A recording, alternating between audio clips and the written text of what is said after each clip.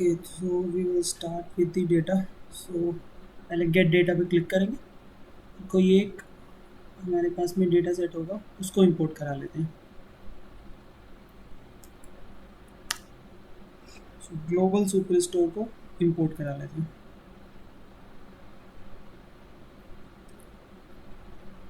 Okay, we merge query, append query. मैं कोई दूसरा डेटा सेट देखता हूँ एक बार मर्ज क्वेरी के लिए. तो gate data text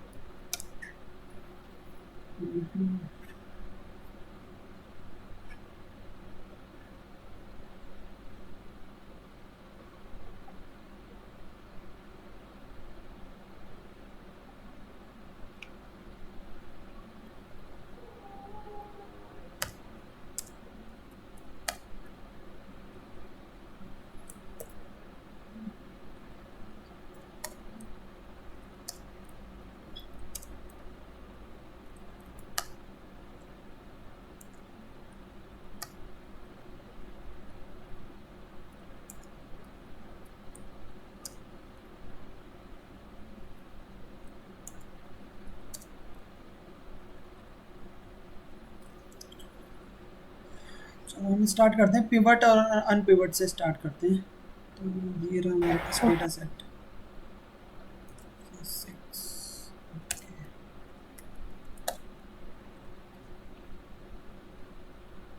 So get data, then we will click on Excel और फिर जहाँ पे हमारा डेटा सेट होगा वहाँ पे हम फाइंड आउट करने की कोशिश करेंगे. ये हमारे पास में डेटा सेट है.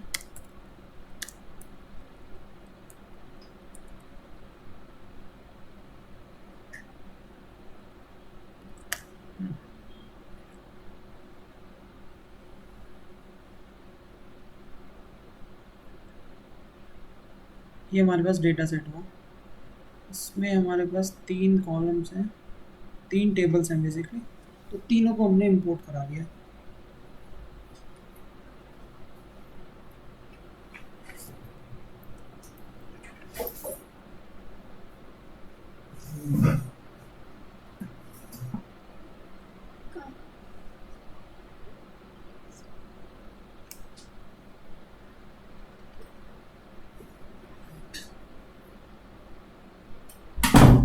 ये तीनों हमारे पास में डेटा सेट हो गए. अब मैं पिवट और अनपिवट की बात करता हूँ. तो पिवट क्या होगा और अनपिवट क्या होगा याद रखने का तरीका. जैसे ये हमारे पास डेटा सेट है, इसको एक बार ध्यान से देख लेते हैं. इसमें नॉर्मल ट्रांसफॉर्मेशन भी मैं करके दिखा देता हूँ. लेट से ये डेटा सेट हुआ, इसको हमने इंपोर्ट कराया, ट्रांसफॉर्म किया. ट्रांसफॉर्म के बाद में हमें दिख रहा है कि हमारे पास इसमें डेटा स्ट्रक्चर्ड फॉर्म में नहीं है. जैसे पहला जो हमारे पास में पहली रो है और दूसरी रो, ये हमारे काम की नहीं है, ये एक्स्ट्रा रोज है.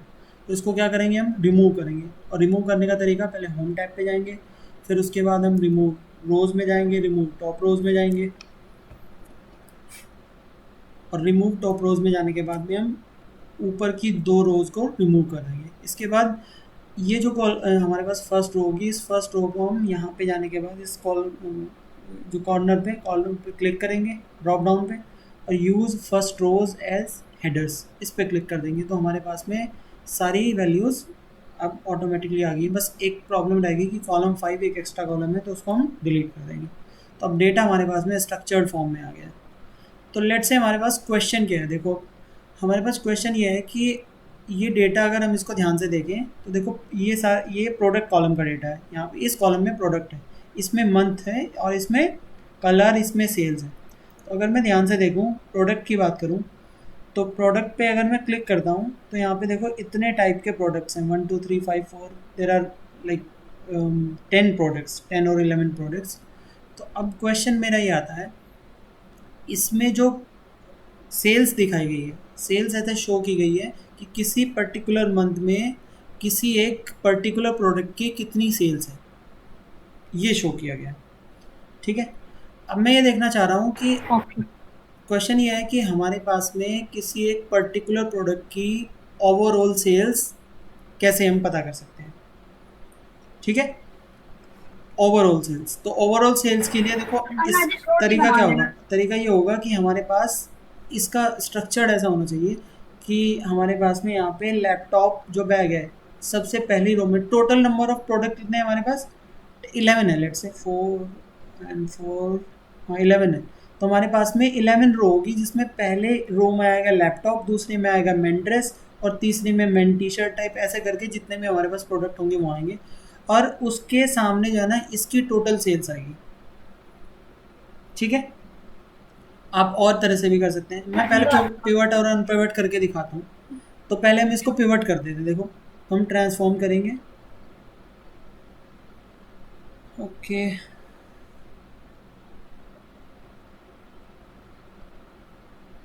सेल्स की बात कर लेते हैं, मैंने इसको ओके किया।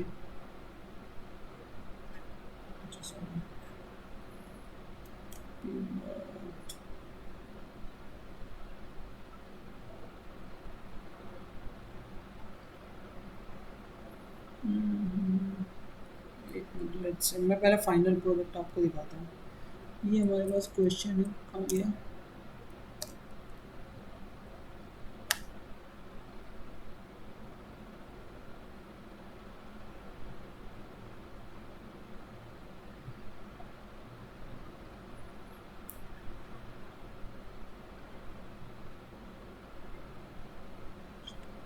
यस, हाँ ये दो चीज़ें हैं, अनपिवट और पिवट। तो ये जो ये एक फॉर्म तो ये रही और एक फॉर्म ये रही। पहले तो ये समझना है कि हमें पिवट और अनपिवट करना क्यों है। अगर ये समझ में आ गया तो हमारे पास में नेक्स्ट वाला जो प्रॉब्लम है वो ऑटोमेटिक समझ में आ जाएगी। जैसे अगर मैं रीडेबिलिटी की बात करूँ, रीडेबिलिटी को ऐसा समझो कि हमारे पास ये जो टेबल है ना, ये सामने दी गई है, इस टेबल को अगर ध्यान से देखेंगे हम, तो इसमें जो डेटा है वो पढ़ने में ज़्यादा ईजिली समझ आ रहा है, या फिर हम अनपिवट में जाएंगे तो उसमें ज़्यादा समझ में आ रहा है। इस टेबल में ज़्यादा समझ में अच्छे से आ रहा है या इस टेबल में आ रहा है, कौन से में। सेकंड वन में चेक कर रहे हैं तो यहाँ पे ज्यादा मतलब यहाँ ज़्यादा, मंथ क्योंकि वाइज अच्छे से क्लियर हो रहा है ये। क्योंकि यहाँ पे एग्रीगेट किया गया है डेटा को। ठीक है, एग्रीगेशन है। एग्रीगेशन को ऐसे समझो कि देखो यहाँ पे लेट से ये लैपटॉप बैग है, तो लैपटॉप बैग के सामने इसने जनवरी की सेल्स को एक साथ सम कर दिया है। ठीक है, और डेटा, और साथ में क्या किया है, एक और ध्यान रखने वाली बात है, यहाँ पे दो डायमेंशन है डेटा की। एक तरफ देखो, अगर मैं कॉलम की बात करूँ तो कॉलम में क्या चल रहा है, प्रोडक्ट, और अगर मैं एक्स एक्सिस की बात करूँ तो इस वाली एक्सिस पे क्या चल रहा है, मंथ। हाँ। तो यहाँ पे एक्स एक्सिस और वाई एक्सिस दोनों पे अलग अलग डायमेंशन चल रही है, तो उसने क्या किया, दो डायमेंशंस का डेटा एक साथ बना लिया। तो अगर मैं किसी भी एक पर्टिकुलर सेल की बात करता हूँ, तो जैसे मैं इस सेल की बात करता हूँ, तो इस सेल में क्या हुआ, इस सेल में वो हमारे पास वो सेल है जो किसके कॉरस्पॉन्डिंग है, जिसमें हमारा मंथ मार्च है और जिसमें हमारा प्रोडक्ट स्मार्ट सेल्स डायमंड है। ये इन दोनों का कॉम्बिनेशन है। और अगर मैं पिवट टेबल की बात करूँ, इस टेबल की बात करूँ, तो इसमें देखो किसी भी एक कॉलम में केवल एक ही पर्टिकुलर, इसको ऐसे कर लेते हैं, ये रहा, ये हमारे पास डेटा है। तो अगर इसकी बात करें हम, तो देखो एक ही सेल में उसके कॉरस्पॉन्डिंग केवल एक ही मंथ का डेटा है। मंथ का डेटा नहीं, उसका पर्टिकुलर कोई एक डेटा है। जैसे मैं इसको पहले अलग अलग डेटा दिए हुए हैं ना, लाइक हाँ जनवरी इसको का सॉर्ट सॉर्ट कर दो देते बार में हैं। ठीक। तो यहाँ पे क्या हुआ है कि यहाँ पे डायमेंशंस बदल गई हैं। डायमेंशन कैसे बदल गई हैं, देखो यहाँ पे इसने क्या किया, इसी सेम इन्फॉर्मेशन को इतने छोटे से कॉलम में दिखा दिया, और यहाँ पे उतनी बड़ी इन्फॉर्मेशन को कैसे करके दिखाया है, इतनी बड़ी एग्रीगेशन की टेबल बना दी है। देखो कितनी रोज आ गई हैं, 164 रोज। तो हमें क्या करना है, इस कॉलम को, ये जो अपने पास टेबल है, इस टेबल को ट्रांसफॉर्म करना है। और कैसे करना है कि इस प्रोडक्ट को क्या करना है, इस प्रोडक्ट के कॉरस्पॉन्डिंग जो वैल्यू आ रही है उसको पिवट कर देना है। पिवट कैसे होगा, पिवट ऐसे होगा कि देखो प्रोडक्ट तो हमारा सेम रहेगा, तो ये रहा, देखो हमारे पास प्रोडक्ट, प्रोडक्ट तो इधर आएगा, और जो हमारे पास ये मंथ था, इस मंथ को हमने क्या किया, इधर वाले को इस मंथ को हम लेके गए एक्स एक्सिस पे। समझ आ रही है बात? हमने हाँ इसको जी। पिवट कर दिया है, तो इस वाले ये जो हमारे पास कॉलम था, कॉलम को घुमा दिया है। पिवट का मतलब घुमा दिया है। तो इस जो वर्टिकल था, इस वर्टिकल को हमने क्या कर दिया है, हॉरिजॉन्टल कर दिया है। इसको बोलते हैं पिवट। क्लियर? यही काम हाँ उल्टा भी जी। हो सकता है। आपको अगर कोई बोले कि इस वाले टेबल को, जो यहाँ पे ये सामने टेबल है, इस टेबल को अगर आप इस टेबल में लाना चाह रहे हैं, तो आपको क्या करना पड़ेगा, इस ये जो हमारे पास एक्स एक्सिस है जिसमें कि मंथ लिखे हुए हैं, इसको हमें अनपिवट करना पड़ेगा। क्लियर? हाँ जी। तो ये दोनों में डिफरेंस हुआ। तो ये हुआ अनपिवट और पिवट का कॉन्सेप्ट। ये आपको दिमाग में विजुअलाइज करना पड़ेगा कि पिवट क्या होता है और अनपिवट क्या होता है। और उसका एग्जांपल ये है, जब हम बात करेंगे एग्रीगेटेड डेटा की, तो जो डेटा आसानी से कोई ह्यूमन रीड कर सकता है, तो वो इस फॉर्म में रहता है। लेकिन इस फॉर्म में रहने के कुछ फ़ायदे हैं और कुछ नुकसान हैं।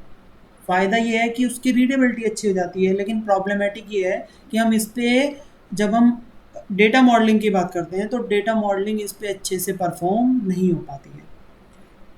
इसमें जो डायमेंशन है वो 2 डायमेंशन चल रही है, एक्स एक्सिस पे अलग और वाई एक्सिस पे अलग। जबकि हम ऐसा नहीं चाहते हैं। हम ऐसे चाहते हैं कि हमारा डेटा इस फॉर्मेट में हो, जिसमें क्या है कि एक कॉलम में प्रोडक्ट की बात की जा रही है, एक कॉलम में मंथ की बात की जा रही है, एक कॉलम में उसके कलर की बात की जा रही है, एक कॉलम में उसके सेल्स की बात की जा रही है। तो अगर मैं किसी भी कॉलम पे जाऊं और फिल्टर लगाऊं, तो जैसे लेट से यहाँ पे मैंने फिल्टर लगाया जनवरी का, तो मैंने यहाँ पे जनवरी का लगाया, तो जनवरी का लगाने पे यहाँ पे जनवरी की सेल्स आ गई, और मैंने किस कॉलम का समेशन कर दिया, इस डी कॉलम का समेशन कर दिया। अगर मैं यही बात यहाँ पे करता हूँ, यहाँ पे, तो यहाँ पे ऐसा नहीं कर पाऊंगा। देखो कैसे, क्यों? क्योंकि मैंने यहाँ पे जनवरी का फ़िल्टर लगाया, तो जनवरी का फ़िल्टर लगाने पे चीज़ें इतनी ईज़िली का हो नहीं पाएँगी। क्लियर? हम सब हाँ जैसे, जी। अगर अगर मैं केवल जनवरी की बात करूँ तो जनवरी की भी हो पाएँगी, लेकिन फ़रवरी का करने के लिए क्या करना पड़ेगा मुझे? मुझे सी और डी कॉलम का सम करना पड़ेगा, फिर मुझे सी और डी और ई का सम करना पड़ेगा, फिर मुझे एफ का सम करना पड़ेगा, फिर मुझे जी का सम करना पड़ेगा। तो यहाँ पे ध्यान से देखो, जो सेल्स की वैल्यू है, वो सेल्स की वैल्यू किसी एक पर्टिकुलर कॉलम में डिस्ट्रीब्यूटेड नहीं है, वो डिफरेंट डिफरेंट कॉलम्स में डिस्ट्रीब्यूटेड है।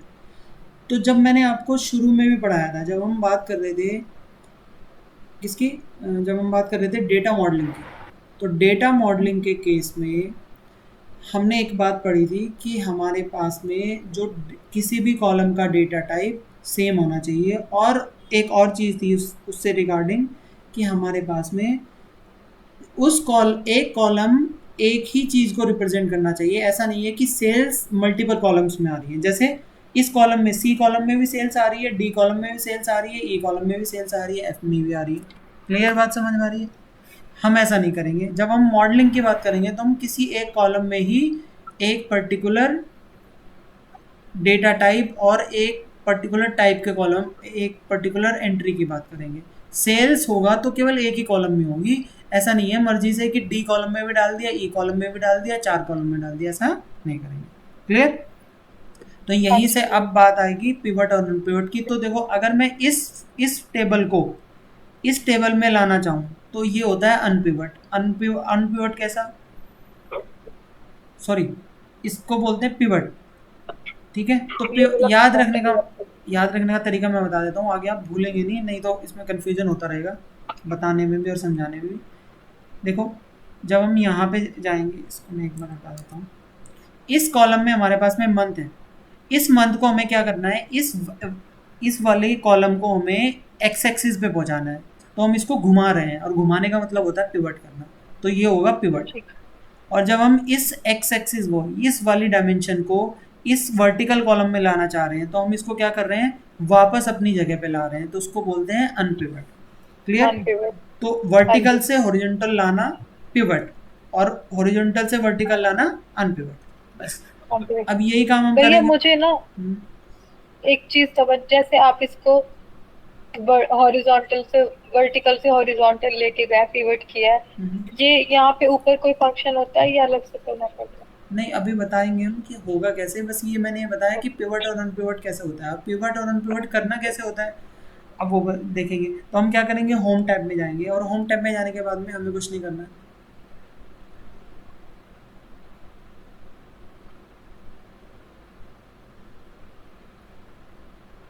होम टैब में जाने के बाद में हमें कुछ नहीं करना है, ट्रांसफॉर्म पे सॉरी, होम टैब में जाने के बाद में यहाँ पे पिवट का ऑप्शन नहीं है, ट्रांसफॉर्म में होगा।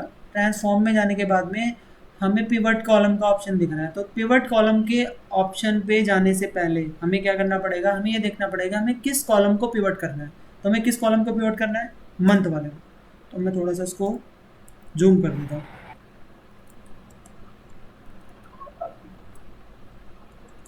मैग्नीफायर,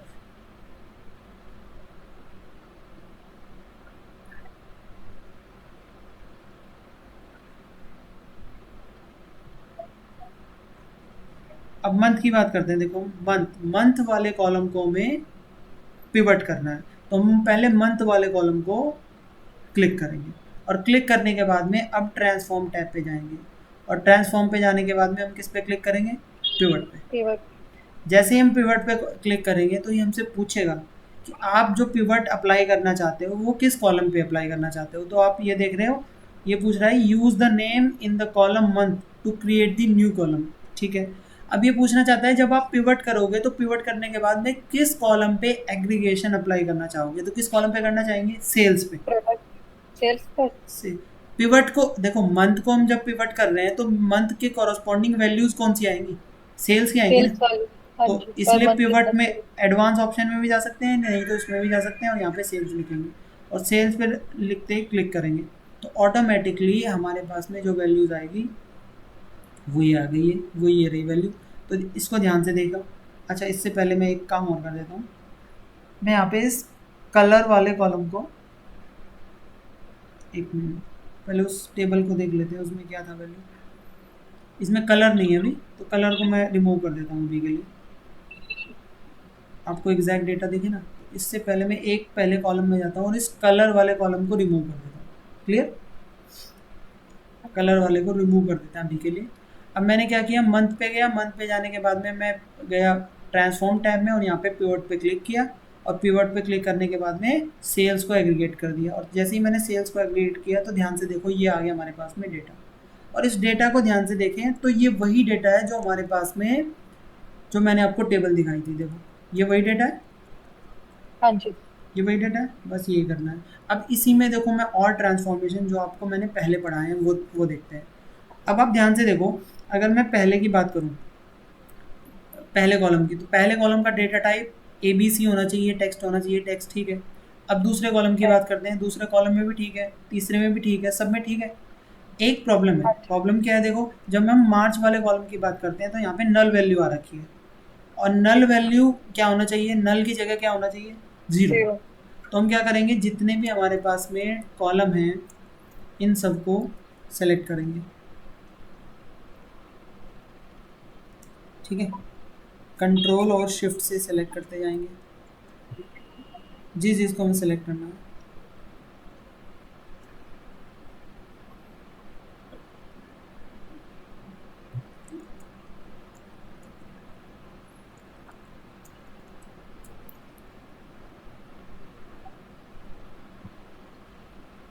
हमने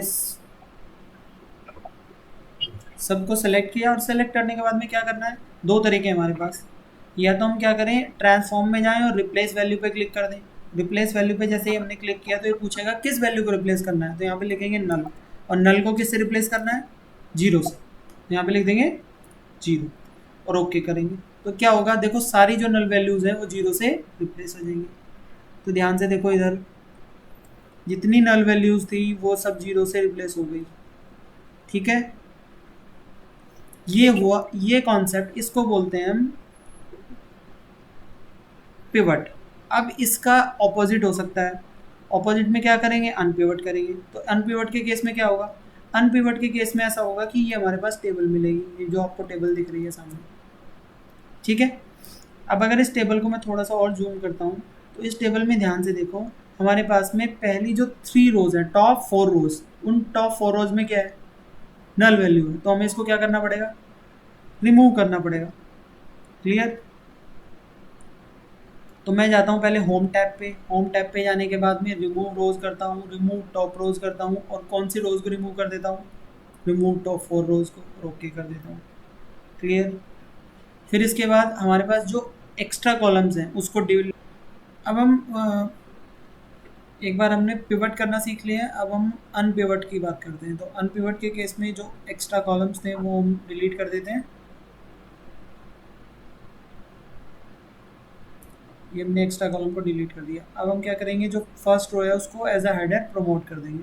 तो हम यहाँ पे जाएंगे, इस टॉप कॉर्नर पे, लेफ्ट कॉर्नर पे, और use first row as headers पे क्लिक करेंगे। तो हमारे पास में डेटा क्लियर हो जाएगा।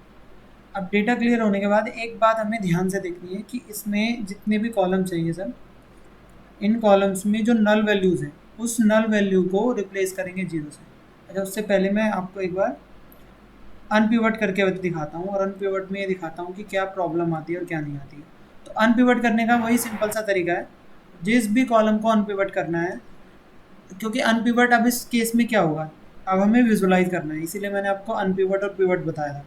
पिवट के केस में क्या था कि हमारे पास में कॉलम था जिसमें जनवरी, फेब, मार्च की वैल्यू लिखी हुई थी, और उसको हमने एक्स एक्सिस पे पहुंचा दिया था। अब हम क्या करेंगे, इन जनवरी, फेब, मार्च की वैल्यू को किधर पहुंचाएंगे, एक कॉलम में। तो हमें कौन कौन सी वैल्यू, किस किस कॉलम को अनपिवट करना है, जनवरी को, फेब को, मार्च को, इन सबको अनपिवट करना है। इन सबको सेलेक्ट कर लेंगे, और सेलेक्ट करने के बाद में राइट क्लिक करेंगे और यहाँ पे जाएंगे अनपिवट कॉलम्स। एक तरीका तो ये है। दूसरा तरीका ये हो सकता है कि हम क्या करें, क्योंकि हमें पता है कि जनवरी, फरवरी, इस प्रोडक्ट सेल्स के अलावा हमें सारे के सारे कॉलम को अनपिवट करना है।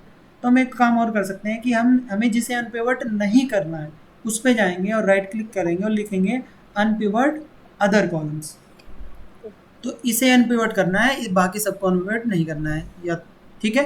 तो हम अनपिवट अदर कॉलम्स को क्लिक करेंगे, और जैसे ही हम क्लिक करेंगे तो ऑटोमेटिकली इसने क्या कर लिया, ये सारी वैल्यूज ले ली। क्लियर? ठीक है। प्रीकॉशन के लिए हम एक काम और कर सकते हैं, इससे पहले अनपिवट करने से पहले, कि हम बाकी कॉलम को सेलेक्ट, जितने भी हमारे पास में न्यूमेरिकल कॉलम है उनको सेलेक्ट करें, राइट क्लिक करें। राइट क्लिक करने के बाद में यहाँ पे रिप्लेस वैल्यूज का ऑप्शन आएगा, रिप्लेस वैल्यू पे क्लिक करें, और नल वैल्यू को किससे रिप्लेस कर दें, 0 से। तो यहाँ पे लिखते हैं नल, और यहाँ पे लिखते हैं 0, और इस पे ओके कर देते हैं। क्लियर?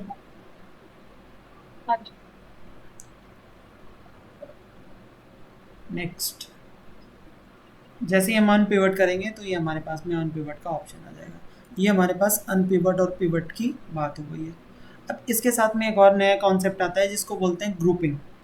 तो ग्रुपिंग का कॉन्सेप्ट भी हम यहाँ से ला सकते हैं। जैसे ग्रुपिंग के लिए अगर हम इसी की बात करें, ये हमारे पास डेटा है, ग्रुप, जैसे नेक्स्ट क्वेश्चन ये आता है कि भाई हमें ये करना है कि ग्रुप करना है डेटा को, और जैसे आपसे पूछने लग जाए कि बताइए टोटल जो लैपटॉप बैग्स हैं उनकी टोटल सेल्स कितनी हुई। क्या करना है, लैपटॉप बैग्स की सेल्स कितनी हुई, टोटल सेल्स, या फिर ये पूछने लग जाए कि जनवरी के महीने में टोटल सेल्स कितनी हुई, किसी एक की बात करने लग जाए। तो हम क्या करेंगे, उस कॉलम पे क्लिक करेंगे, ट्रांसफॉर्म वाले टैब में जाएंगे और ग्रुप बाय पे क्लिक करेंगे। क्लियर? और ग्रुप बाय पे क्लिक करने के बाद में जिस भी कॉलम पे हमने क्लिक किया होगा ये ऑटोमेटिकली उसको ग्रुप मान लेगा कि इसके हिसाब से हमें ग्रुप करना है। तो देखो उसने हमने प्रोडक्ट सेल्स पे क्लिक किया हुआ था तो यहाँ पे प्रोडक्ट सेल्स आ गया। ये प्रोडक्ट सेल्स के बेसिस पे आपको ग्रुप करेगा, और आप चाहो तो किसी और बेसिस पे भी ग्रुप कर सकते हो। तो अभी हम प्रोडक्ट सेल्स की बात करते हैं। अभी क्या करेगा, नया जो आपको कॉलम बनाना है उसकी बात कर लेते हैं। तो उसका नाम है सेल्स। अब ये क्या करेगा, बेसिकली आप जिस बेसिस पे ग्रुप करना चाह रहे हो उन सब नंबर्स को आप क्या करोगे, आप उन नंबर्स का सम करोगे, और किस कॉलम का सम करोगे, वैल्यू का सम करोगे, और इस पर ओके कर देंगे। अब जी देखो ओके करने, ये वैल्यूज आ गई हमारी। तो इस वैल्यू से क्या समझ में आया, इसने क्या किया, वापस आते हैं इस पर। इसने क्या किया, पहले इसने फ़िल्टर लगाया यहाँ पे, सबसे पहले फ़िल्टर लगाया। किसका फ़िल्टर लगाया, लैपटॉप बैग का। तो लैपटॉप बैग का फ़िल्टर लगाया, ओके किया, और ओके करने के बाद में अब ये लैपटॉप बैग के कॉरस्पॉन्डिंग कितनी वैल्यू आई, ये इतनी वैल्यूज आ गई। अब ये क्या करेगा, इन सब का क्या करेगा, सम करेगा, और इन सब का सम करने के बाद में जब आप उसको ग्रुप करोगे तो लैपटॉप बैग के सामने इन सब का सम आएगा। तो देखो इन सब का सम कितना आ रहा है, 401047। ऐसे ही मैन ड्रेस शर्ट के साथ में भी करेगा कि इसके कॉरस्पॉन्डिंग जितनी भी सेल्स होंगी उन सब का ग्रुप करके सम कर देगा। क्लियर? यही सेम प्रोसेस हम क्या कर सकते हैं, मंथ के साथ में भी कर सकते हैं। अब मैं ग्रुप वाई हटा देता हूँ और कोई कहने लग जाए कि बताओ जनवरी के महीने में टोटल सेल्स कितनी हुई। अभी प्रोडक्ट की बात नहीं कर रहे हैं, सेल्स की बात कर रहे हैं। तो हम क्या करेंगे, एट्रीब्यूट पे क्लिक करेंगे और यहाँ पे जाएंगे ट्रांसफॉर्म में और ग्रुप बाई करेंगे इस बार। और ग्रुप बाई करने के बाद में पूछेगा बताओ किस कॉलम के बेसिस पे ग्रुप करना है, एट्रीब्यूट के बेसिस पे। और उसका क्या करना है, आपको नए कॉलम का नाम क्या देना है, उसका नाम देना है सेल्स। और किस किस कॉलम पे ऑपरेशन करना है, सॉरी किस टाइप का ऑपरेशन करना है, सम। और किस कॉलम पे करना है, वैल्यू पे करना है। तो अब ये क्या करेगा, जनवरी के महीने में जितने भी सेल्स हुए उसका सम कर देगा। ये ग्रुप बाई हो गया। क्लियर? हाँ जी। नेक्स्ट, अब ग्रुप बाई के अलावा अब एक इम्पॉर्टेंट स्टेप, एक इम्पॉर्टेंट कॉन्सेप्ट आता है जिसको बोलते हैं मर्ज क्वेरीज और अपेंड क्वेरीज। तो पहले मैं बात करता हूँ अपेंड क्वेरीज की। तो अपेंड का मीनिंग क्या होता है, अपेंड का मीनिंग ये होता है, अब अपेंड का मीनिंग समझाते हैं। अपेंड और दूसरा टर्म आया हमारे पास मर्ज क्वेरी। तो अपेंड और मर्ज क्वेरी का मीनिंग क्या हुआ, तो एकदम सिंपल सा है। देखो ये हमारे पास एक टेबल है, इस टेबल में हमारे पास में 2 कॉलम है। पहले कॉलम में सपोज करो मान लिया हमारे पास 3 कॉलम है। यहाँ पे हमारे पास में पहले कॉलम में है प्रोडक्ट, दूसरे कॉलम में हमारे पास में कोई मंथ, और तीसरे कॉलम में हमारे पास में सेल्स, जैसे हमारे पास अभी टेबल थी। सपोज करिए ये हमारे पास में दूसरी एक टेबल है, इस दूसरी टेबल में भी ऐसा ही है कि प्रोडक्ट है, साथ में मंथ है और साथ में सेल्स है। हम क्या करना चाह रहे हैं, इन दोनों टेबल को अपेंड करना चाह रहे हैं। तो अपेंड का मीनिंग ये हुआ कि हमने इस टेबल को इस टेबल के नीचे ऐसे रख दिया और रख के जोड़ दिया। तो जोड़ने का मतलब होता है, अपेंड का मतलब होता है एक के ऊपर रखना, जिसको हॉरिजॉन्टल कॉन्कैटिनेशन बोलते हैं। तो ये जो हमारे पास ऑपरेशन होगा इसको बोलेंगे हम अपेंड। ये जो होगा इसको बोलेंगे हम अपेंड। क्लियर? अब एक और ऑपरेशन होता है हमारे पास, दूसरा ऑपरेशन क्या होता है, दूसरा ऑपरेशन होता है हमारे पास में मर्ज क्वेरी। तो मर्ज क्वेरी क्या होती है, मर्ज क्वेरी होती है कि जब हम 2 टेबल होती है हमारे पास में, उन 2 टेबल्स को हम हॉरिजॉन्टली जोड़ें, ऐसे समझ गए। एक टेबल थी हाँ जी। और दूसरी टेबल ये थी, तो उसको उसके साइड में रख दें, इसको बोलेंगे हम मर्ज क्वेरी। अब एक्चुअल में जान लेते हैं कि मर्ज क्वेरी को कैसे हम परफॉर्म करेंगे। ठीक है, तो एक बार मैं एग्जांपल के थ्रू दिखाऊंगा। तो ये रहा हमारे पास में न्यू सोर्स। न्यू सोर्स में एक्सेल शीट पे क्लिक करेंगे। एक्सेल शीट पे क्लिक करने के बाद में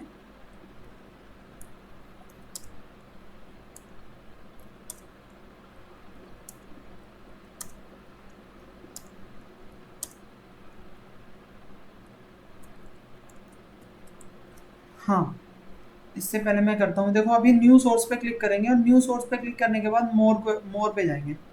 और मोर पे जाने के बाद में आपको एक चीज़ दिखेगी यहाँ पे, फोल्डर। मैं फोल्डर पे क्लिक करूँगा। ये नया कॉन्सेप्ट समझाना चाह रहा हूँ मैं। अभी तक देखो हमने क्या किया था, यहाँ पे हमने ये किया था कि हम किसी एक पर्टिकुलर शीट को किसी एक डेटा सोर्स से पावर बीआई को कनेक्ट कर रहे थे। अब हम एक फोल्डर से कनेक्ट करेंगे। तो फोल्डर से कनेक्ट करने का मीनिंग ये होगा कि फोल्डर के अंदर किसी एक टाइप की अगर फाइल रहेंगी तो ये उन सब को कनेक्ट कर लेगा। जैसे ये हमारे पास फोल्डर है, मैं एग्जांपल दिखाता हूँ। ये हमारे पास एक फोल्डर है, ये हमारे पास एक फोल्डर है। इस फोल्डर में से हमारी 3 फाइल हैं। कौन सी? फाइल ए, फाइल बी और फाइल सी। अगर इन file A, file B, file C की बात करें हम, तो इनका मैं आपको प्रीव्यू दिखा दूंगा अभी साथ में यहीं पे, मेरा प्रीव्यू। ठीक है, पहली फाइल पे क्लिक करते हैं। देखो अगर हम पहली फाइल पे क्लिक करें तो इधर प्रीव्यू दिखेगा। अभी ये हमारे पास में प्रीव्यू आ गया। तो देखो ध्यान से देखो, पहली फाइल में सेल है सबसे पहले कॉलम में, सेकंड कॉलम में डॉक्यूमेंट, थर्ड कॉलम में कस्टमर, फिर आर्टिकल, फिर क्वांटिटी और फिर सेल्स। ठीक है। हाँ जी। दूसरे कॉलम की बात करें हम, तो दूसरी फाइल की बात करें तो दूसरी फाइल है हमारे पास में फाइल बी, अर्बन राइट। तो अर्बन राइट के केस में भी अगर ध्यान से देखो तो सेम कॉलम्स हैं, सेल्स, डॉक्यूमेंट, कस्टमर, आर्टिकल और क्वांटिटी और सेल्स। नेक्स्ट में देखते हैं, फिर थर्ड में क्या है, document, sales, customer, article, sales value और क्वांटिटी सेम है। हाँ जी। एक शायद नहीं, ठीक है एक ठीक है चल। एक जो हमारे पास में वैल्यू है वो थोड़ी सी उधर है। जैसे सेल्स पहले आ गया और क्वांटिटी बाद में आ गया, ये फर्क है ना। ध्यान से देखो, इधर राइट में बात करें और सबसे राइट में जाएं तो सेल्स बाद में आ गया, क्वांटिटी पहले आ गया। इस केस में क्या आ गया, क्वांटिटी बाद में है और सेल्स पहले है। चल। ठीक है, यहाँ पे देख लेते हैं एक बार, यहाँ पे क्वांटिटी पहले है और सेल्स बाद में। ठीक है, तो एक में ऑड है, बाकी दो में ठीक है। तो हम क्या करते हैं, ध्यान से देखिए, हमें file A, file B, file सी, इन तीनों की वैल्यूज को एक साथ अपेंड करना है। इसको इसको दूसरे तरीके से भी देख सकते हैं। लेट्स सी, हमारे पास में हमारे बॉस ने हमें एक काम दिया कि आपको एक फोल्डर में एक डेटा इकट्ठा करना है। तो डेली क्या होता है कि हर डे की रिपोर्ट उस फोल्डर में डे डेट के हिसाब से नई फाइल आ जाती है, और वो फाइल एक फ़ोल्डर में हम कॉपी पेस्ट कर देते हैं। तो इसको ऐसा समझो कि ये आज की फ़ाइल है, ये कल की फ़ाइल है और ये परसों की फ़ाइल है। अब हमें क्या करना है कि इन तीनों के तीनों एक्सेल शीट का डेटा एक नई शीट में कॉपी पेस्ट करना है। तो उसका तरीका क्या है, एक तरीका तो यह है कि मैं पहली फ़ाइल को ओपन करूँ, ओपन करने के बाद में इसका डेटा कॉपी करूँ, और कॉपी करने के बाद में जो हमने एक नई शीट बनाई है उसमें पेस्ट कर दूँ। फिर नए दिन का डेटा आएगा, फिर मैं जो नई दिन की फाइल आएगी उसको उस पे जाऊंगा, इसका डेटा कॉपी करूंगा, और कॉपी करने के बाद में उस फाइल में पेस्ट कर दूंगा।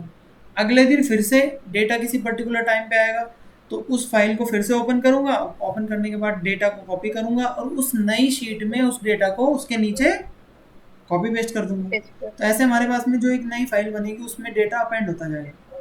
इसका एक ऑटोमेशन का भी तरीका है। तो ऑटोमेशन का कैसा तरीका है, इसी को बोलते हैं हम अपेंड भी। तो ये अपेंड का एग्जांपल है।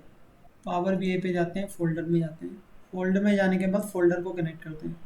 जैसे मैं फोल्डर को कनेक्ट करूँगा तो एक ध्यान से चीज़ देखेंगे, ये फोल्डर का पाथ आ गया। फोल्डर के पाथ को हम ब्राउज करते हैं और फोल्डर का पाथ देखते हैं कि फोल्डर का पाथ कहाँ पे है। फोल्डर का पाथ ऐसे नहीं मिलेगा तो ठीक है, एक काम कर लेते हैं हम, ये फोल्डर है ना हमारे पास, इस फोल्डर के पाथ को कॉपी कर लेते हैं। ठीक है, या तो इसी में देख लेंगे। अभी यहाँ पे इस फोल्डर के पाथ को पेस्ट कर देते हैं और ओके कर लेते हैं।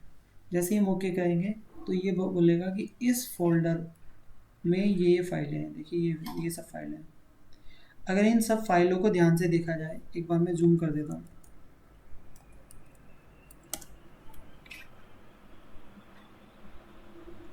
अगर आप इनको ध्यान से देखें, ध्यान से देखो, तो इसमें से जो लास्ट की 3 फाइल्स हैं, कौन कौन सी फाइल, अर्बन राइट, लुकस और मेटा क्रिएशन, ये तीनों की तीनों फाइल्स थी हमारे पास में जो कि हमें अपेंड करनी थी। याद आया। और इसकी पहचान क्या है कि इस फाइल के एंड हाँ में जी, आपने 3 फाइल्स दिखाई थी। अंडरस्कोर डेटा लिखा हुआ है ना, अंडरस्कोर डेटा। तो हम क्या करेंगे, अब हम ये करेंगे हाँ जी, पहले। Underscore data. हाँ, तो हम ये करेंगे पहले कि ट्रांसफॉर्म डेटा में जाएंगे। ठीक है, ट्रांसफॉर्म डेटा में जाने के बाद में अब ये देखेंगे कि हमें कौन कौन सी फाइल चाहिए। तो हमें देखो फाइल कौन सी चाहिए, वो फाइल चाहिए जिसके लास्ट में अंडरस्कोर डेटा हो। तो हम क्या करेंगे, पहले नेम पे जाएंगे और नेम पे जाने के बाद में एक फ़िल्टर लगाएंगे। और फिल्टर कैसे लगेगा, इस पे ड्रॉप डाउन पे क्लिक करेंगे और यहाँ पे अंडरस्कोर डेटा। टेक्स्ट फिल्टर में जाएंगे, और टेक्स्ट फिल्टर पे जाने के बाद में लिखेंगे कि उसका जो नाम है वो किससे एंड हो रहा है, एंड्स विद, किससे हो रहा है, अंडरस्कोर डेटा से। तो यहाँ पे क्या लिख देंगे, अंडरस्कोर डेटा। डेटा, और ओके करेंगे। तो ये मेरे पास में वही सारी फाइल्स आ जाएंगी जिसमें अंडरस्कोर डेटा है। अच्छा नहीं है, एक बार ध्यान से देख लेते हैं कुछ और। अंडरस्कोर डेटा, अच्छा एक्सएलएस भी है, ठीक है। Data XL. एक underscore data dot X L S X. ये देखो ये फाइल आ गई हमारे पास, ये सारी फाइल्स हैं। ठीक है, अब इन सारी फाइल्स में इन सब सारी फाइल्स को हमें अपडेट करना है। तो इसमें कुछ फाइल्स है, फाइल हमारी देखो ध्यान से देखो, कुछ डुप्लीकेट भी आ रही है। तो आप चाहो तो उसको डुप्लीकेट को रिमूव भी कर सकते हो। तो यहाँ पर डुप्लीकेट को रिमूव कर सकते हैं, राइट क्लिक किया और रिमूव डुप्लीकेट्स कर दिया। तो फाइल कितनी रह गई हमारे पास, 4। इन चारों की चारों फाइल्स को, हाँ, अब इन चारों की चारों फाइल्स को हमें क्या करना है, इन चारों की चारों फाइल्स को करना है हमें अपेंड, और अपेंड करने के लिए देखो क्या करेंगे, सबसे पहले ये जो है ना यहाँ पे देखो, इस पे जाएंगे और इस पे क्या लिखा हुआ है, कंबाइंड फाइल्स आ रहा है ना कंबाइंड फाइल। तो हाँ जैसे ही जी। मैं इस पे गया डाउन एरो पे, तो कंबाइंड फाइल्स का ऑप्शन आ रहा है, तो इस पे क्लिक करना है। अभी वो जो ऑप्शन है उसको भी बात करेंगे हम, वो किस लिए आ रहा है उसकी भी बात करेंगे। वो एक्सपेंड करने के लिए होता है बेसिकली। तो अभी इस पे डबल क्लिक क्लिक करेंगे, सिंगल क्लिक, तो ये अब से हमसे एक क्वेश्चन पूछेगा, और ये ध्यान से देखना है कि ये क्वेश्चन क्या पूछेगा। देखो ये इसने कुछ बोला कि आपको किस तरह की फाइल कंबाइन करनी है, और ये बोल रहा है कि सैंपल फाइल क्या होगी। अब इस बात का मीनिंग क्या है, देखो इस बात का मीनिंग ये है कि यहाँ पे टोटल फाइल कितनी है बताइए। हेलो, यहाँ टोटल फाइल्स कितनी है। हेलो, 4 है 4। 4 है। अब जब 4 फाइल है यहाँ पे, ये पूछता है कि आपको जो फाइल, देखो मैंने आपको ओरिजिनल फाइल दिखाई थी, इन चारों की चारों फाइल्स में डेटा कैसा था, सेम था, हाँ जी, सेम डेटा था। सेम डेटा था। तो वो जो सेम डेटा है, ये पूछ रहा है कि आपको जो फाइल अपेंड करनी है वो किस फाइल के बेसिस पे करनी है। बेसिकली आपको एक फाइल इसको दिखानी पड़ेगी कि भाई हमारी सारी फाइल्स में इस तरह का डेटा है। अगर आपको ऐसा डेटा मिले तो आपको क्या करना है, सारे कॉलम्स में एक के नीचे एक के नीचे एक अपेंड करता रहना है। तो अब ये पूछेगा कि बताओ कौन सी फाइल के बेसिस पे मैं ऐसा करूँ, आपकी सैंपल फाइल कौन सी है। तो सैंपल फाइल अभी इसने क्या बोला हुआ है, फर्स्ट फाइल, ऐसा फर्स्ट फाइल ऑटोमेटिकली मान लिया सर। ठीक है, ये ये इसका डेटा रहा, और इसको कर दिया। अब ये इसका डेटा है, ये रहा, देखो ये डेटा है इधर, थोड़ा सा डेटा है, ये हैंग कर दिया। एक मिनट। हाँ जी, ये इसका डेटा है। इस डेटा को हम ओके कर देंगे पहले, और ओके करने के बाद में अब नेक्स्ट स्टेप ध्यान से देखेंगे।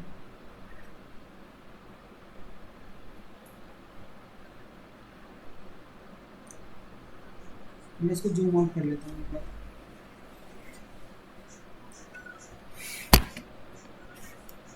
देखो जैसे मैंने जूम आउट किया, अब ये इसने ये फाइल देखो यहाँ ध्यान से देखो, ये कुछ अजीब सा फोल्डर बना दिया, एक फोल्डर बना दिया।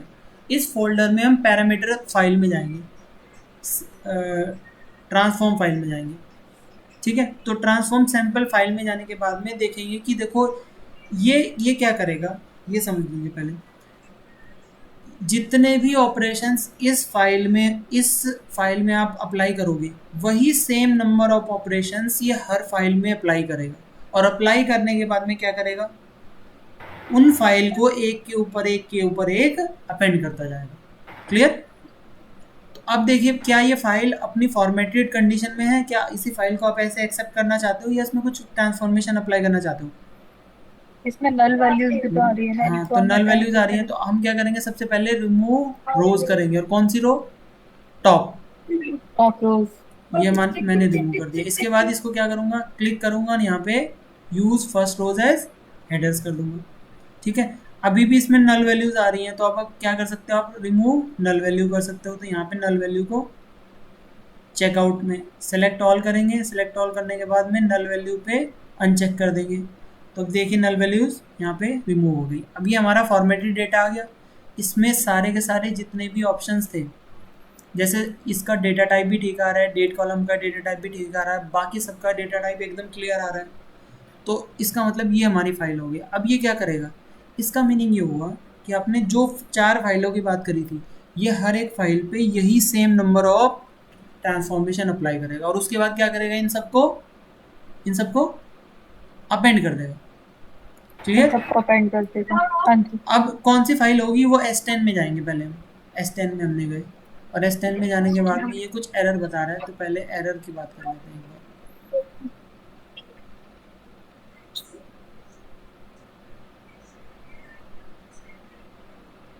ये एरर कुछ ऐसे दे रहा था। अब ध्यान से देखो, अगर हम बात करें कस्टम फाइल,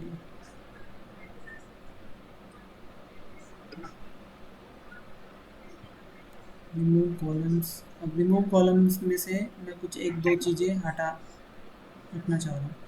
मैं नेम को रखना चाह रहा हूँ, नेम को इसलिए रखना चाह रहा हूँ, मैं आपको ये दिखाना चाह रहा हूँ कि यहाँ पे कौन कौन सी फाइल है।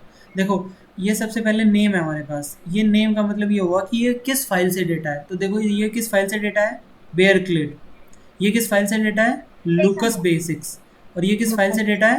Meta Meta. क्रिएशन। और ये किससे डेटा है? Urban right. तो इसने क्या किया? इसने ये किया कि हर फाइल का डेटा अपेंड कर दिया है। क्लियर होगी बात? हाँ जी। तो तो चलिए अब आप क्या करोगे, इसको यहाँ पे क्लोज एंड अप्लाई कर दोगे। अब इससे क्या फ़ायदा हुआ हमें? फ़ायदा ये हुआ कि अब हम अपने ओरिजिनल कॉलम उसमें जाते हैं, टेबल में। तो देखो इस टेबल में यहाँ पे ये हमारा ओरिजिनल फ़ोल्डर था। इस फ़ोल्डर में हमारे पास में कितना कितना कितने को फाइल थी? 3 फाइल थी यहाँ पे, ठीक है? अगर यहाँ पे चौथी फाइल को हम कॉपी पेस्ट करेंगे तो ये क्या करेगा? ये करेगा सबसे पहले वो देखेगा कि किस फाइल के एंड में अंडरस्कोर डेटा है, यही देखेगा। हाँ जी। अच्छा ये रहा हमारे पास अपेंड फोल्डर, इसकी बात कर रही हूँ। देखो ये इस फाइल में देखेगा कि अंडरस्कोर डेटा किस में है, और उन्हीं सारी डेटा उन्हीं फाइल को क्या करेगा? अपेंड कर देगा।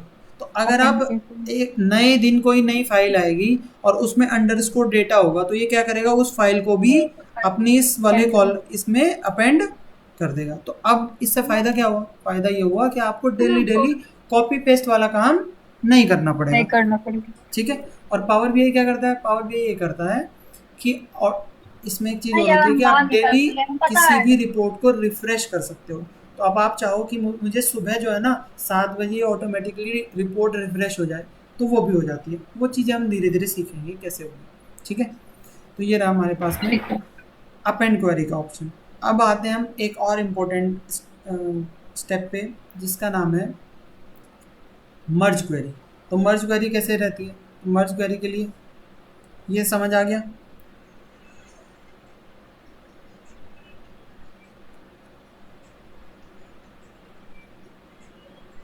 अब मर्ज क्वेरी की बात करते हैं।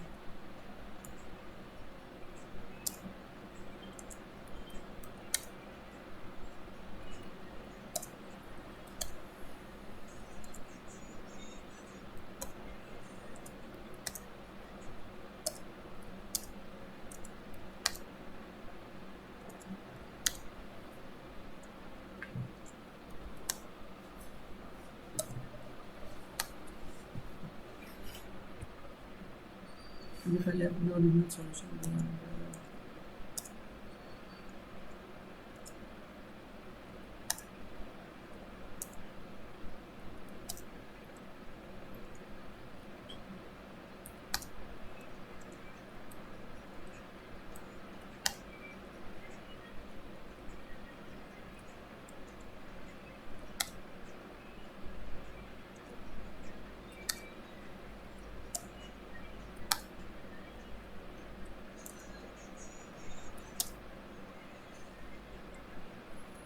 ये हमारे पास में मर्ज रोज।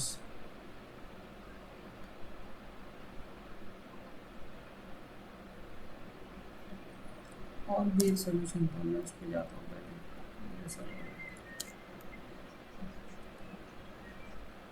मर्ज कॉलम ये। तो अब इसको देखते हैं एक बार, मर्ज कॉलम का ऑप्शन क्या रहता है। मैं आपको पहले एक बार फाइल दिखा देता हूँ और करना क्या है ये दिखा देता हूँ। ये रहा मर्ज कॉलम का, मर्ज कॉलम फाइल को मैं ओपन कर देता हूँ।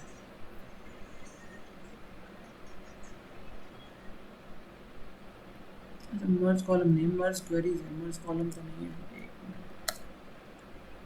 मर्ज क्वेरी,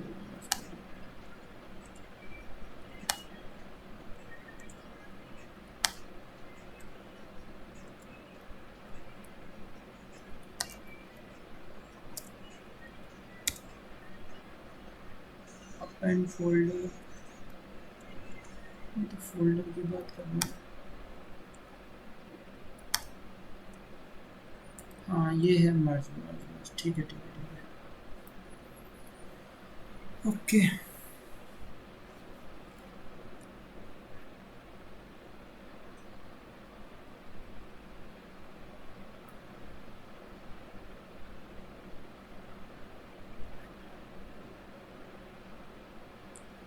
देखिए ये है हमारे पास,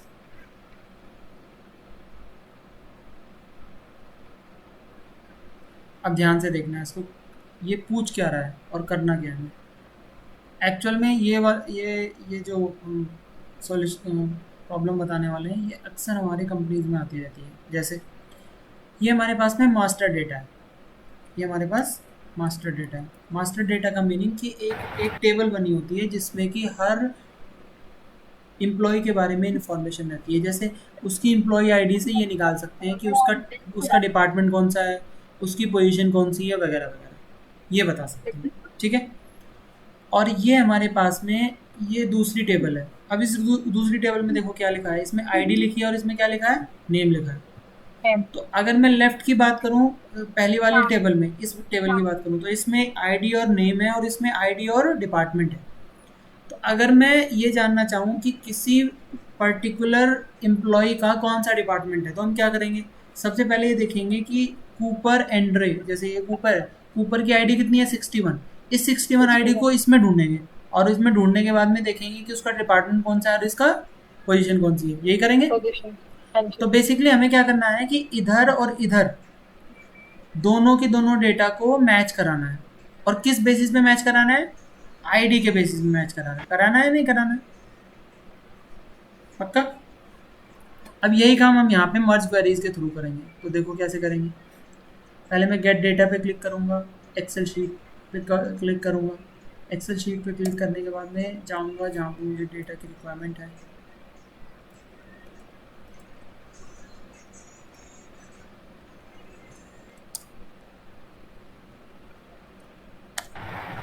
ठीक है, मर्ज क्वेरी।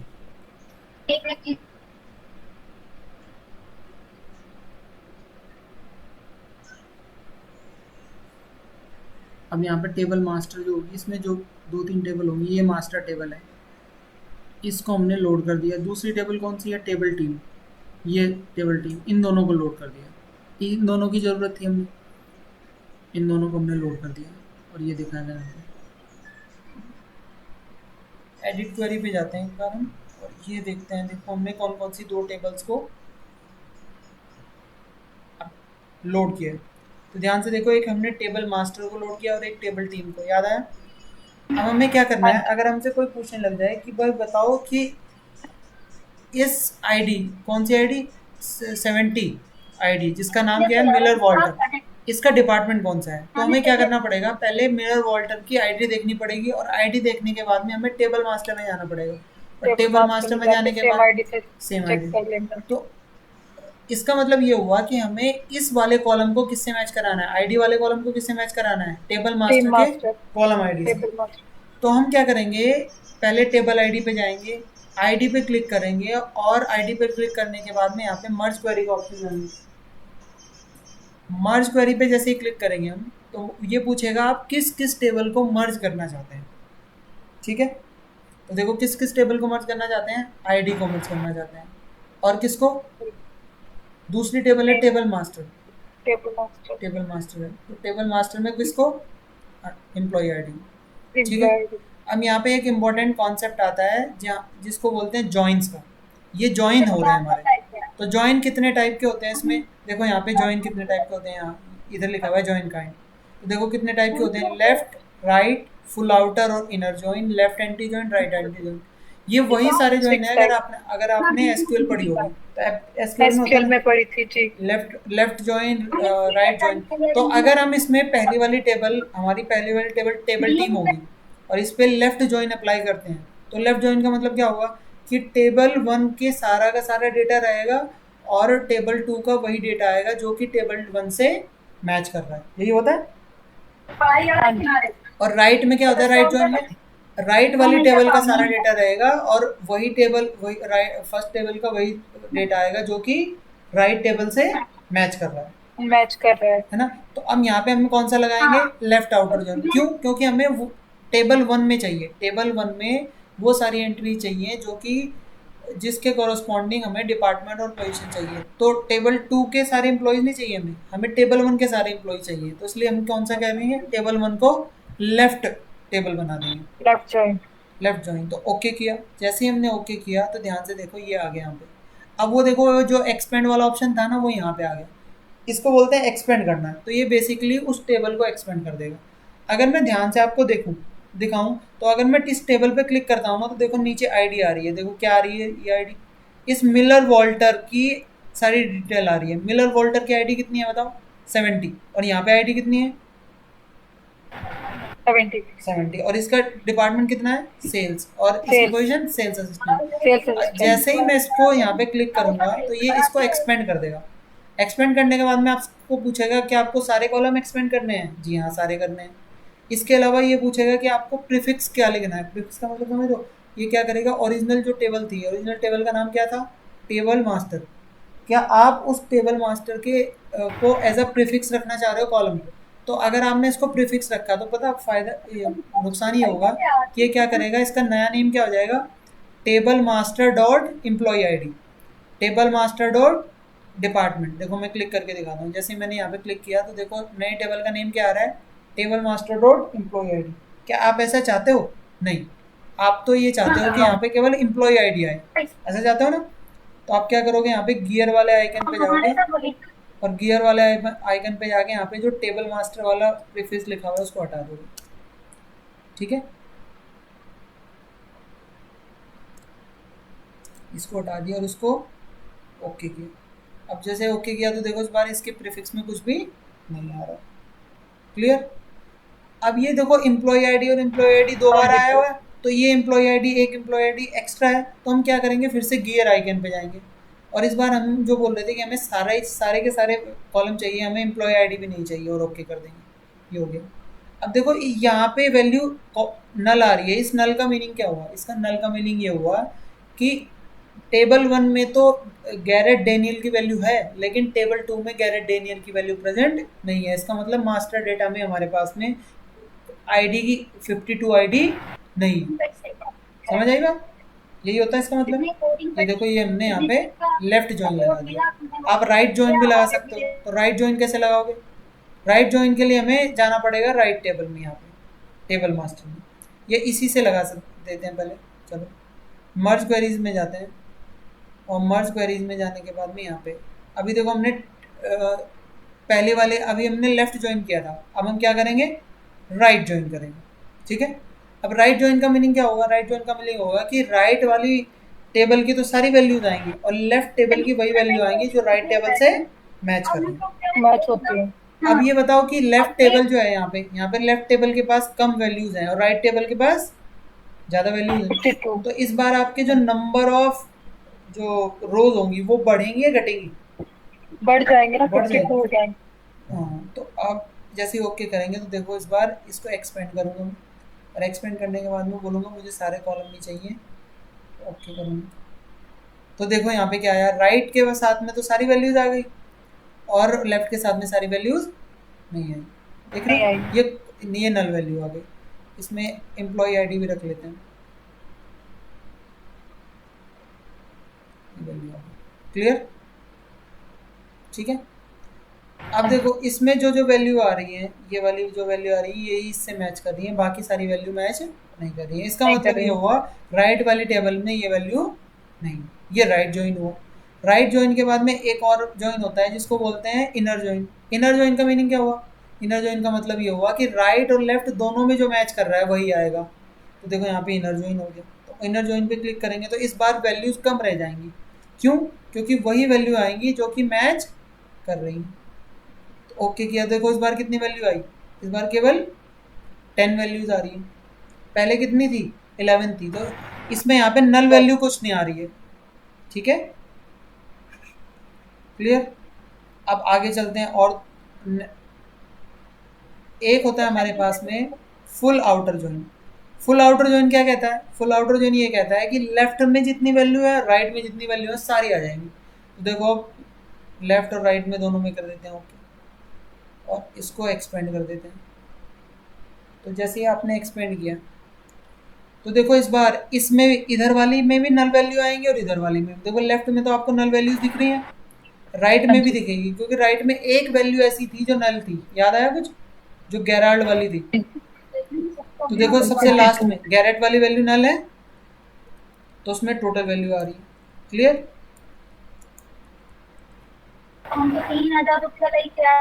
ठीक है, अब और आगे चलते हैं।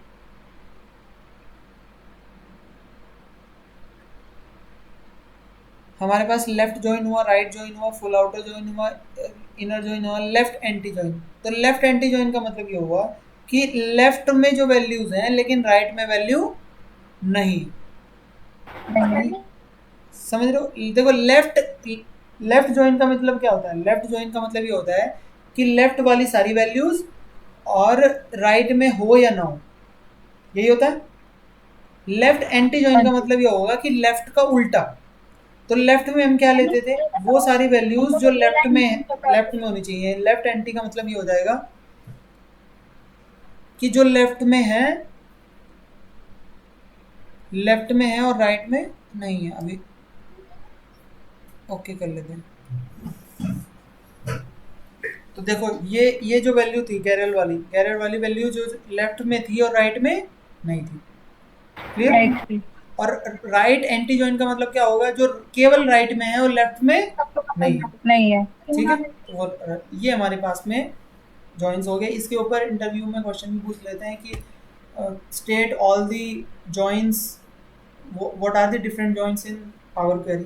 तो हमारे पास में पावर क्वेरी में left join, right join, full outer join, inner join और left anti join and right anti join. So there are 6 type of joins in power query। ठीक है, ये रहे हमारे पास में जॉइंस। तो left join, right join, full outer join, inner join, left anti join and right anti join. Clear? हाँ जी। ये ये जो लेफ्ट एंटी जॉइन में मतलब डिफरेंस क्या होता है? एंटी। लेफ्ट एंटी, देखो लेफ्ट जॉइन का मीनिंग ये हुआ कि लेफ्ट की सारी वैल्यूज होनी चाहिए और लेफ्ट लेफ्ट की तो सारी वैल्यूज हो गई, और जैसे आपने मुझे अभी समझाया। हाँ, लेकिन और एंटी का जो दो हो एंटी रहा है ना, एक तो लेफ्ट जॉइन हो रहा है, एक लेफ्ट एंटी जॉइन हो रहा है। हाँ, तो तो उन दोनों लेफ्ट एंटी का मीनिंग ये हुआ कि वो सारी वैल्यूज जो लेफ्ट में है लेकिन राइट में नहीं है। ओके। तो जैसे अभी एक मिनट मैं आपको दूसरे तरीके से समझाता हूँ। जैसे मैं लेफ्ट लेफ्ट जॉइन की बात कर लेता हूँ पहले। Left outer join, left outer join ये कहता है कि वो सारी वैल्यूज जो लेफ्ट में है, लेफ्ट वाली तो सारी वैल्यूज होंगी। ठीक है, तो देखो इसमें लेफ्ट वाली तो सारी वैल्यूज आ रही है, राइट में चाहे वैल्यू मैच करे ना करे, है ना। तो देखो पहली जो 10 वैल्यूज थी वो तो मैच कर रही थी और 11वीं वैल्यू मैच नहीं नहीं कर कर रही। रहे। अब अगर मैं इसी का लेफ्ट एंटी जॉइन लगाऊंगा तो ये बताओ कि लेफ्ट वाली वो ऐसी कितनी वैल्यूज हैं जो लेफ्ट में तो हैं लेकिन राइट में नहीं है? ऐसी कितनी वैल्यूज हैं जो लेफ्ट में है लेकिन राइट में नहीं है? नल वैल्यू एक ही तो है। एक ही वैल्यू है ना, तो इसलिए कौन सी कितनी वैल्यू आएगी? 52 आएगी। 52। क्लियर? अब मैं राइट जॉइन की बात करता हूँ। देखो राइट जॉइन,